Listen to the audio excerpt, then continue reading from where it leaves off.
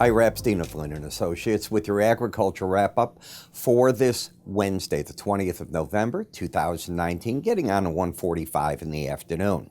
Well, in focusing on the grains, you can see the corn's down 3.5, the beans down 6.5. The news that we're getting out of Reuters states that it is very possible there's not going to be a phase one deal with China in 2019. It might be pushed off to 2020. Of course, Reuters isn't saying there won't be one, but I'm questioning it. China seems to want to roll back a lot of tariffs, demands on the U.S. Then they don't want to be stuck in buying a certain amount of agriculture. What was this whole thing about if it's not about getting to the end game, phase two, of intellectual property and so on? If you can't do a phase one, it doesn't look good for phase two. And I think that's what's really weighing on the stock market today. I think the stock market, I'm listening to the testimony of Ambassador Sondland, and it's mixed. At the very best for the president, it's mixed. And I just wonder where it goes. But I think the market is built in that the House of Representatives is going to vote for impeachment and everything's going to go to the Senate for whatever the deal becomes there. Energy markets, they're watching what goes on. And if it was no phase one and the world's going to stay in this funk because Europe's in a funk and so are, why is that market up? So you've got mixed pictures here in a lot of markets. When we come to the weekly area chart in soybeans, you're in a corrective phase. You can see how this market is pulling down. Unlike the daily charts, which are in a bear trend, this market had a big bounce, and on just a weekly closing basis, no, the bias is up since you're over this weekly close. 890 3/4 is what I'll call a line in the sand number. 905 is the settlement. So now you're just 15 cents away from it. And that's 25, 30 cents lower than it had been when it was pushing the 940 level. When you come to the daily chart, you can see how the market's been relentless to the downside. And certainly today's news that there might not be a phase one deal removes, other than what China actually has to buy for its needs. They don't have to come in under that deal and buy an additional amount. So we'll see what that does for the bean export business, but you've got lower highs, lower lows. You're still very much in a downtrend. The market fought a bit of a mini battle between the 200-day moving average, that's this number right here, the gray one, and the green, and now the market has decided to break through that to the downside. The downside first support is the lower Bollinger Band at 903 3/4. You hit 904 1/4. So you're already in that first support area. Now, each time we've hit a support like the Bollinger Band, it's managed to move a little bit sideways, then it's plunged down a little further.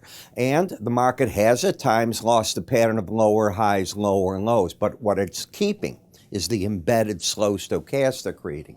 And this rules the hierarchy of the chart.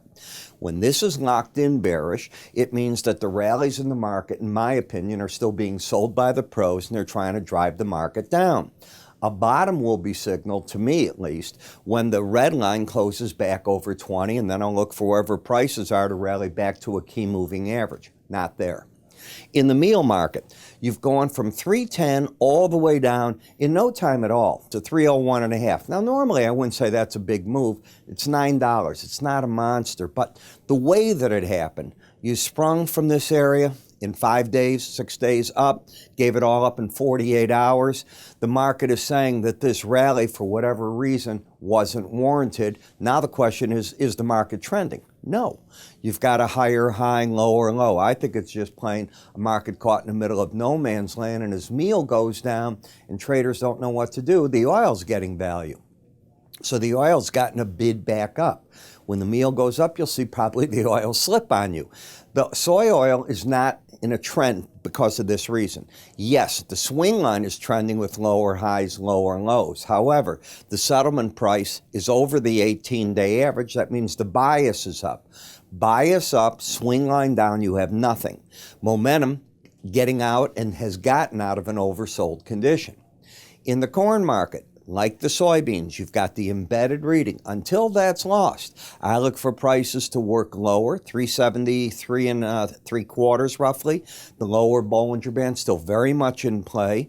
You have to lose that red line back over 20 for me to say, maybe season or harvest lows, seasonal lows are in place. Don't see it at this point in time. Still see the pros using rallies to get short. Wheat's by itself. The wheat market's broken away from the corn and the beans, and it just sort of be in its own world. Part of what it's probably doing is looking at winter storms coming in and questioning, can there be winter kill at this point? And number two, we've got some of the lowest acreage planted in America in many decades. And that being the case, any weather scare can put this at risk. I think traders realize that, and it keeps finding support at these levels. Now, today's settlement at 518 3/4 means that you settled over the 18-day average of closes, which means the bias is up, but the swing line has been down. This is a rough son of a gun market. I don't see anything there. Sugar market, you still have the pattern of higher lows. You have the higher highs. The market's got support at 1260, the combination this time of the 18 and the 100-day moving average of closes. If it rallies, I see strong resistance, 1289. To get to that support at 1260, I'd be a little cautious now. If you get there and slip under those numbers and don't make a high over 1291, you could end up with lower highs, lower lows, overbought condition under that number. I know the number that I think the pros have to defend if they don't want to see this market slip into a bearish phase. In the coffee market, what were we talking about yesterday? We had talked about, and this was Monday, I still looked when you lose an embedded reading for price and the closest moving average to come together. It did it yesterday. I didn't expect today to be a day where the market's up 480 points. It was down 305 yesterday, but that sort of tells you the market hit its target, and it's now trying to figure out what to do with itself next. Pretty wild. In the cocoa market, you are on the verge of losing the embedded reading. If you do, I'll look for price and the 18-day average to make a run at each other. But because this base was so long, it's going to take an awful lot to get through that and create a bearish situation. I think more of anything, if you lose the embedded reading, it'll be a market that is still in the bullish overall phase, just in a correction at this point in time. In the cotton market, again, you've gone from an upper Bollinger Band and all of a sudden went to a lower one. This is yesterday. You hadn't hit the lower band. You finally did it today. So this market's caught and coming down rather smartly at this point in time. Now the question is this enough to call a top in the market? Why do you think cotton got hurt today? Hearing that China and the U.S. might have to put off any deal until 2020 should not be bullish the cotton market.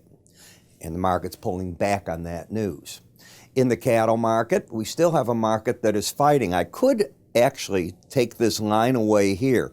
Today's high in the cattle, and I should have, was 125.12. This arrow should now be pointing up. I'm seeing it as I do this.